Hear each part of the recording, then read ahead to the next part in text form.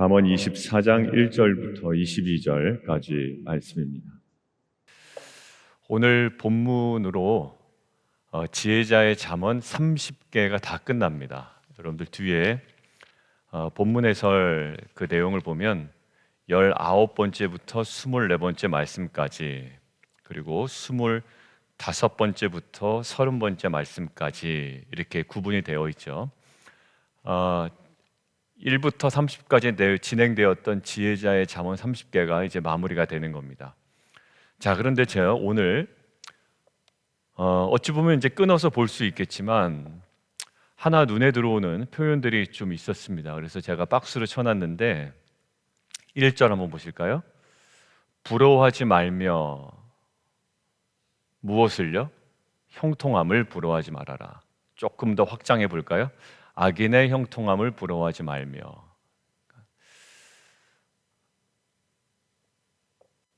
부러워하는 행위 자체는 중립적인 단어입니다. 우리가 부러워해야 될 때도 있어요. 그런데 지금은 형통을 부러워하지 말라, 조금 더 확장되면 악인의 형통을 부러워하지 말라. 자, 그리고 그거와 비견되는 어떤 표현들이 있나라고 쭉 묵상을 해봤는데 10절에 이렇게 나오더라고요. 낙담하지 말라, 이렇게 표현할 수 있겠죠.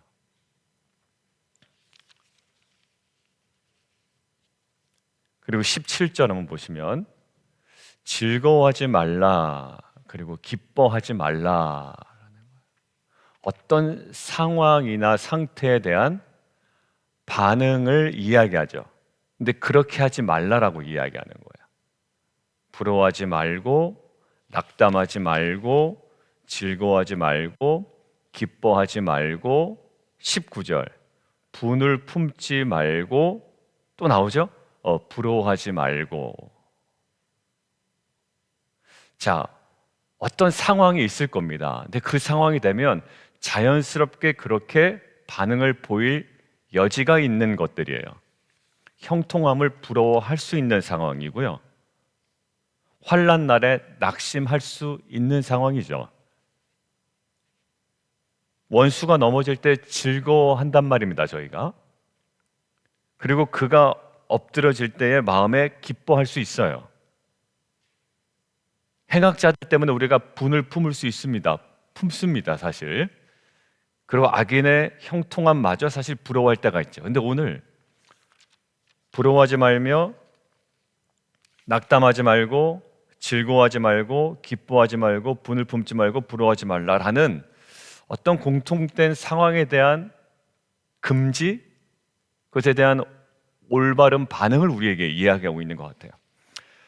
그런데 그 중에 하나 눈에 들어오는 게 뭐였냐면 17절이었습니다. 17절. 내 원수가 넘어질 때 뭐 하지 말라? 즐거워하지 말래요. 앞에서 막 웃는 모습일까요? 근데 그렇지 않은 것 같아요. 그 뒤에 보니까 그가 엎드러질 때에 마음에 기뻐하지 말라. 그 앞에서 킬킬대고 크크대고 웃는 모습은 아니에요. 마음으로 기뻐하는 거예요. 저거 넘어졌다, 저기 엎드러졌다, 쌤통이다, 뭐 이런 거겠죠. 겉으로는 드러내지 않을 겁니다. 자, 그런데요, 다른 것들은 좀 어떤가 봤어요. 다른 것들은. 근데 1절 보면 악인의 형통을 부러워하지 말라라고 하죠. 그럼 나는 부러워하지 않아 라고 하지만 부러워하다 보면 사실 이런 행동으로 나타나요. 이거는 어떤 행동이요? 1절 후반부 보세요. 그와 함께 있으려고 한단 말이에요. 왜? 그의 형통함이 부럽단 말이죠. 궁금하기도 하고, 그로 인한 유익을 좀 누리고 싶은 마음도 있습니다. 그러니까 악인의 형통함을 부러워한다라는 것은 사실 어떠한 행동으로 드러나요. 그런 관점에서 좀 묵상을 해봤어요. 자, 환난 날에 낙담하면 표시가 납니까? 예, 표시가 나요. 그러니까 이렇게 얘기하잖아요. 내 힘이 미약함을 보이게 된다라는 거예요. 이게 티가 난단 말이에요. 악인의 형통함을 부러워하는 것도 티가 나고요, 어떤 형식으로든지 환난 날에 낙담하는 것도 티가 나요. 자, 그리고 19절, 너는 행악자들로 말미암아 분을 품지 말라. 이것도 결국 티가 나고요. 악인의 형통을 부러워하지 말라. 아까 1절과 마찬가지로 이것이 뭔가 드러납니다. 그런데 17절은 드러나지가 않아요. 여러분들하고 좀 관계가 안 좋은 사람의 안 좋은 일이 벌어졌을 때 마음에 혹시 기뻐하는 마음이 조금이라도 들 경우에도 여러분들 그거를 밖으로 드러내는 사람은 없습니다. 근데 오늘 하나님께서 뭐라고 그러냐면 마음에 기뻐하지 말래요. 이유는 18절 보고 계시다라는 거예요. 여호와께서 그 마음을. 사람들은 아무도 몰라요. 겉으로는 오히려 걱정해주는 척 할 수 있겠죠. 아유, 어떻게 힘들겠네. 근데 속으로는 막 기쁜 거예요. 인간이 참 그렇죠. 악하고 냄새나고 좀 사특해요. 사악해요. 전혀 드러나지 않아요. 근데 이거를 이제 묵상을 제가 해본 거예요. 다른 것들은 구체적인 행위로 어떤 식으로든지 드러날 수밖에 없는 반응들이에요. 악인의 형통을 부러워하면 결국에는 그들과 함께 하려고 하는 모습들로 나타나기도 하고, 낙심하면 사람들 앞에 분명히 표정이라든지 뭔가 드러나요. 근데 안 드러난단 말이에요. 어떤 행위로도 드러나지 않는 마음의 상태, 이것들을 묵상하는데 십계명이 생각이 났어요. 여러분들 십계명에 6계명 살인하지 말라, 7계명 간음하지 말라, 8계명 도둑질하지 말라, 9계명 거짓 증거하지 말라. 다 무엇으로 드러나죠? 행위로 드러나는 것들이에요. 숨길 수가 없어요. 몰래 할 수는 있어도 행위로 드러나는 일이에요. 그런데 마지막 10계명이 뭐죠? 탐내지 말라라는 거예요. 안 드러나요. 뭐 행한 것도 없어요. 탐내는 거예요. 저거 너무. 10계명 다른 것이 없어. 탐내지 말라라고 하는 거예요. 여러분들 5계명, 6계명, 7계명, 8계명, 9계명은 우리가 지켰습니다라고 할 수 있어요. 그런데 하나님께서 집요하게 10계명에 뭘 얘기하시냐면 아무 행위로도 드러나지 않는 마음의 상태를 마지막 10계명에 딱 배치해 두셨단 말이에요. 구체적 행위에 대한 금지가 6, 7, 8, 9였다면 탐내지 말라라는 마지막 계명은 아직 어떤 행위로도 드러나진 않았지만 실존하는 우리의 마음의 상태를 금지하라는 거예요. 잠언은요, 그리고 성경은 우리를 조금 더 새로운 차원의 지경으로 이끌어가는 특징이 있습니다. 뭐 이런 거 나는 좀 안 했지, 들키진 않았지, 그리고 행동하지 않았지 라고 할 때 신약 성경이나 잠언이나 이것들은 새로운 지경으로 우리를 이끌어요. 신약 성경에 뭐라고 나와 있나요? 나는 간음하지 않았다, 이렇게 얘기할 수 있죠. 왜? 직접적인 어떤 육체적인 관계도 맺지 않았어. 나는 그 남자와 그 여자와 어떤 육체적인 관계도 맺지 않았어. 그런데 신약 성경은 우리를 새로운 차원으로 이끌어갑니다. 아니, 너 생각으로 품었잖아? 그러면 간음한 거랑 똑같아. 그 남자 보면서, 그 여자 보면서 엉뚱한 생각을 했다고? 그럼 너 간음한 거야 라고 하는 거예요. 우리는 나는 간음하지 않았어 라고 하는 드러나는 행위를 가지고 얘기하는데, 신약 성경은 예수님으로 통해서 우리에게 뭐라 말씀하셨니? 음욕을 품고 여자를 보는 자마다 마음에 이미 간음하였느니라. 오늘 18절 똑같죠. 여호와께서 이것을 보시고, 마음에 기뻐하는 거 아무도 몰라요. 근데 그것을 보시고 그거를 너무 기뻐하지 않으신다라는 거예요. 그래서 오히려 어떻게 하신다? 그의 진노를 그에게서 옮기실까 두렵다라는 거예요. 여러분들, 이 여호와의 통찰 12절 보실까요? 마음을 저울질 하시는 이가 어찌 통찰하지 못하시겠으며. 드러나는 행위를 우리가 부정은 못해요. 인간이 최소한 양심이 있다면. 왜냐면 행했거든, 훔쳤거나 거짓 증거를 했거나 아니면 간음을 했거나 아니면 살인을 했거나. 그런데 마음에 품은 것, 마음에 기뻐하는 것, 원수의 넘어짐에 너무나도 이 우리 안에 즐거워하는 마음들, 이것들을 통찰하시고 보고 계시다라는 거예요. 그러니까 성경은 우리를 어디다 세워놓습니까? 하나님의 통찰 앞에 세워놓는 거예요. 하나님의 시선 앞에 우리를 세워놔요. 어찌 통찰하지 못하시겠느냐. 그러니까 11절 보십시오. 살육을 당하게 된 자를 구원하지 아니하려고 하지 말래요. 여러분들, 무관심이 제일 티 안 납니다. 그리고 뭐라고 하면 돼요? 나 몰랐어. 그 표정하면 너무 연기력이 뛰어나죠. 그럴 때가 있어요. 무관심해. 근데 사람들, 야, 너 몰랐어? 나 몰랐어. 연기력이나 정말 인간이 그럴 때가 있어요. 몰랐대요. 여러분들, 근데 12절 보세요. 똑같이 얘기하죠. 12절 함께 읽겠습니다. 시작. 내가 말하기를, 다시요. 시작. 내가 말하기를 나는 그것을 알지 못하였노라. 오케이, 거기까지. 왜? 드러나지 않아요. 악한 행동하지도 않았어요. 그냥 마음속에 거부하고 싶은 마음만 있었어요. 외면하고 싶은 마음만 있었어요. 그래서 그냥 안 보기로 한 거예요. 그러고 나서 뭐라고 얘기해요? 나 못 봤어. 못 봤어.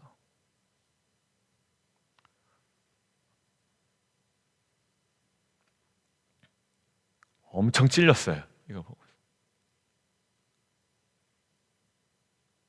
나 못 봤는데. 봤으면 했겠지. 물론 참일 수도 있습니다. 근데 굳이 잠언이 우리에게 없는 이런 형태들을 막 해놓고 우리를 집요하게 물고 늘어질까요? 그렇지 않을 거예요. 우리 안에 있는 마음들이에요. 못 봤어, 못 봤어. 근데 뭐라고 얘기합니까? 마음을 저울질하시는 이가 어찌 통찰하지 못하시겠느냐. 내 영혼을 지키신 이가 어찌 알지 못하시겠느냐. 그리고 18절, 여호와께서 이것을 보시고 기뻐하지 아니하신다라는 거예요. 여러분들, 결국 가인의 제사도요, 겉으로 드러난 문제는 하나도 없었거든요. 왜 안 받으셨을까요? 내면의 문제였어요. 통찰하시는 하나님, 그것을 저울질하시는 하나님, 그것을 보고 계신 하나님 앞에 가인이 서는 연습을 못했던 거예요.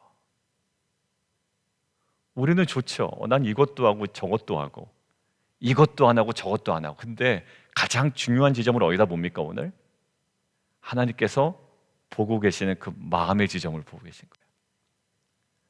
그 잠언에서 그러더라고요. 우리를 새로운 지경으로 이끌 때 거부하지 마라. 왜? 이거 딱 새로운 지경으로 우리를 이끄는 거잖아요.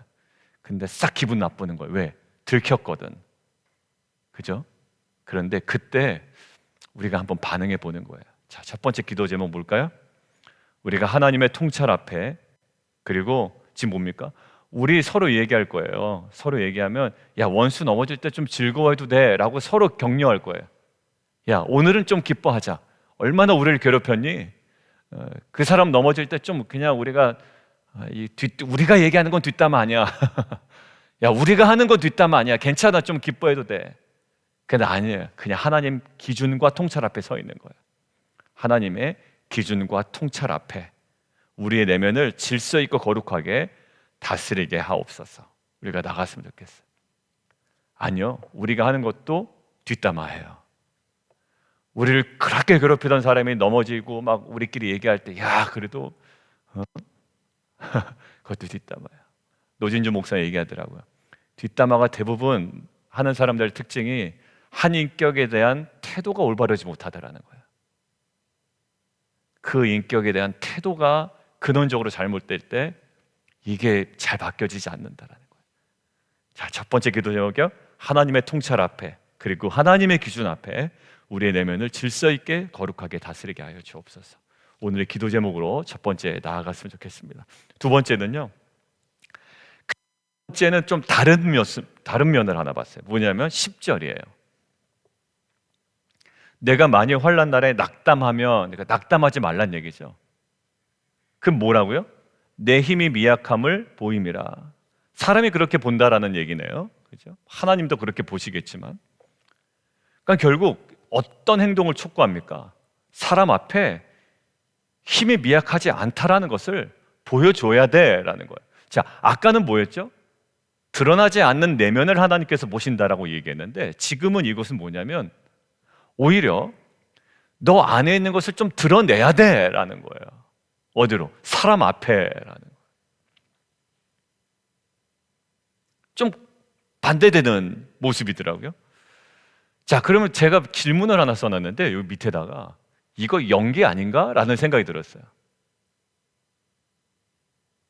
막 사람 앞에 괜히 힘 있는 척하고 낙담하지 않는 척하고 이게 무슨 소용이 있겠어요?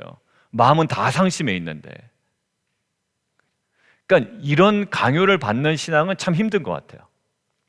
그러니까 기뻐할 수 있는 힘은 없는데 기뻐하는 척을 하는 신앙은 정말 불쌍해요. 우리 안에 기뻐할 수 있는 힘은 하나도 없고 그냥 분위기상 기뻐해야 될 것 같아서 기뻐합니다. 그러다 보니까 짜증도 더 나는 거예요, 오히려. 왜?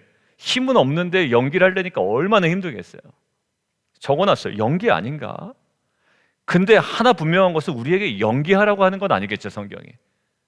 야, 사람 앞에 연기를 잘해야 된다 이렇게 얘기하진 않을 거 아니에요. 근데 단서가 하나 있습니다. 힘이에요, 힘. 너 힘 있는데 미약함을 보임이라. 이미 정말 힘이 없을 수도 있죠. 근데 뭐예요? 힘이에요. 힘이 있어야 돼요. 그러니까 결국 내 안에 있는 힘이 온전히 드러나는 거죠. 자, 거기서 뭐 하나가 들어왔냐면 16절이에요. 16절. 여러분들 우리가 낙담하지 않을 수 있는 근거가 거기 아주 확실하게 나오더라고요. 같이 한번 읽겠습니다. 16절 시작. 7번 넘어질지라도 다시 일어나려니와 악인은 재앙으로 말미암아 넘어지느니라. 예, 의인은 7번 넘어진다라고 할 때 7번은 어떤 숫자예요? 완전 숫자죠. 그러니까 의인도 완전히 패가망신하는 정도까지 내려갈 수 있다라는 거예요. 7번 넘어진다라는 것은 완전히 완벽하게 넘어졌다라는 거거든요. 그런데도 불구하고 의인은 어떻게? 다시 일어나려니와. 이게 그의 힘 아닌가요? 하나님의 그 공급하심.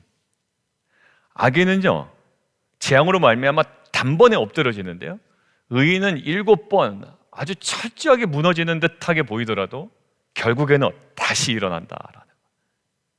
여호와는 나의 힘, 나의 발을 사슴과 같게 하사 나를 높은 곳으로 다니게 하신다. 여러분들 그러고 보니까 21절에 내 아들아 여호와와 왕을 뭐하라? 경외하라라는 거예요. 이것이 지혜의 근본이고 우리의 힘입니다. 반역자는 뭘까요? 여호와나 왕, 두려워하지 않거나 대수롭지 않게 여기는 마음의 상태죠. 정당한 권위 앞에도 계속 반항하고 있는 인간의 악함, 하나님 앞에 자기중심성을 그대로 계속 드러내고 있는 인간의 죄성들이죠. 여러분들 그것이 힘이 있는 듯해 보이나 그것은 무력해집니다. 어떻게 해요? 22절 재앙은 속히 말이니 그들의 멸망을 누가 알랴라는 거예요.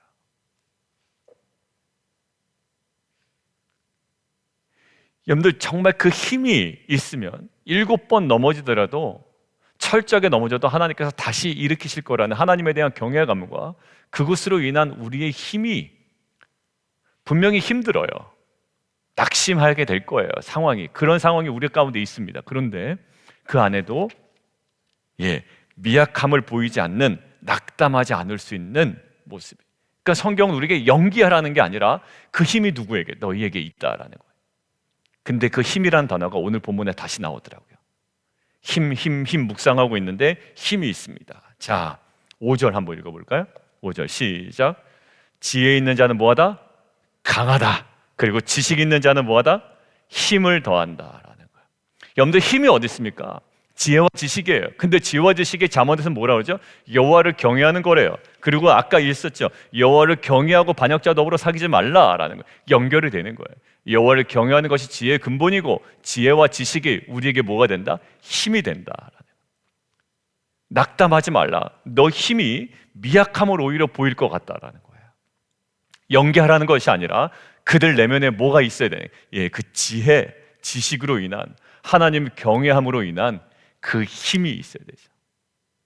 저는 이게 지난주부터 우리 강사분들 소개하고 이렇게 이야기할 때마다 주는 영적인 안정감이라고 생각됩니다.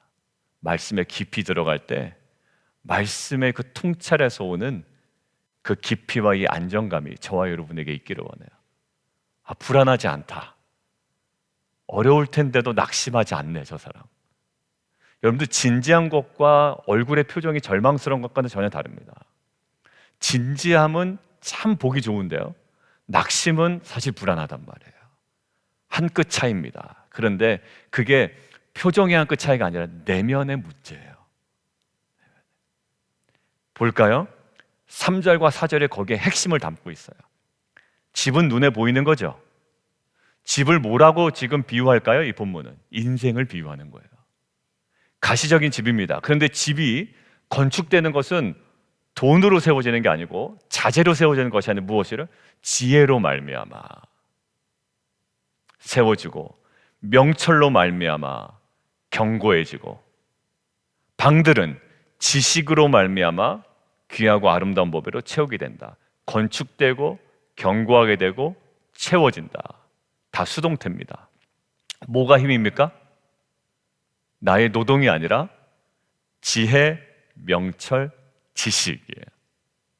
이것들을 하나로 묶으면 여호와의 말씀이죠.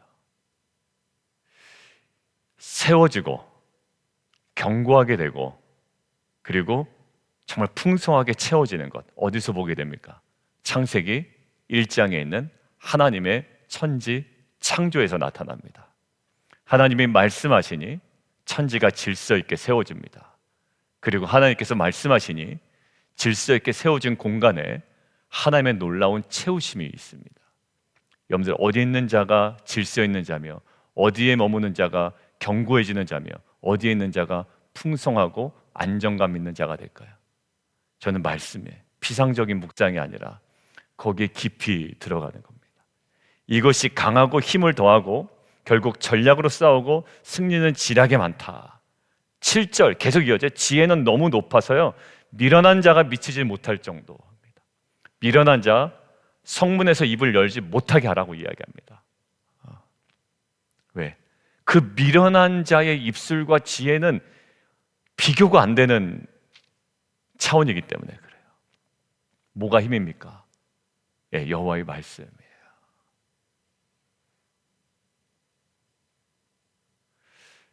참 날씨가 좋아요. 추우면 추운 대로 좋고, 요즘은 또 어제는 오전엔 춥다가 오후 점심시간 정도 되니까 날씨가, 성도님 한 가정 만나고 나오는데 날씨가 또 따뜻해졌네? 뭐 이렇게 돼요. 햇살이 들어오고요. 여러분들, 그때 여러분들만의 공간에 앉으셔서 하나님과 교제해 보십시오. 여러분들, 그 안에 여러분들 그 뭔가 샘솟는 그 은혜와 그 파워가 누구를 해하고 누구를 압도하는 것이 아니라 이 땅 가운데 흔들지 않은 그 힘이 저 여러분에게 회복될 줄 믿습니다. 기도 제목이 있어요. 막 간절한 기도 제목이 있어요. 그리고 아직 해결이 안 돼서 우리 성도님들 중에는 막 불안한 경우도 있단 말이에요, 지금. 그런데 뭐라고요? 낙심하면 내 힘이 미약함을 보임이라. 뭐하란 소리예요? 연기하란 소리가 아니라 진정한 힘이 되는 그 지혜와 명철과 지식, 여호와를 경외하는 이 온전한 자리로 우리가 나아가기를 주님의 이름으로 축원드립니다. 우리 함께 좀 기도하며 나아가도록 하겠습니다. 오늘 첫 번째 기도 제목은 뭐였죠? 하나님의 통찰 앞에, 그리고 하나님의 기준 앞에 우리의 내면을 다스리게 하여 주옵소서. 질서 있게 거룩하게 통찰하신 하나님, 다 아시고 보고 계신 하나님 앞에 우리의 내면을 다스리는 거예요. 그리고 두 번째, 그 내면이 무엇으로? 예, 지혜와 지식으로 채워집니다. 환난 날에 낙심하지 말라라는 거예요. 연기하라는 소리가 아닙니다. 예, 그 힘이 너에게 있어요. 이 안정감이 있기를 원해요. 허둥지둥, 허겁지겁 우리의 그 나눔이나 이 모든 것들도 두서없는 것이 아니라 이제 하나님과의 인격적인 관계 속에 하나하나 정말 우리의 삶을 만지고 새롭게 하고 능력 있게 하는 정말 은혜의 자리가 되게 하여 주옵소서. 우리 주님 이름 한번 부르고 함께 기도하며 나아가도록 하겠습니다.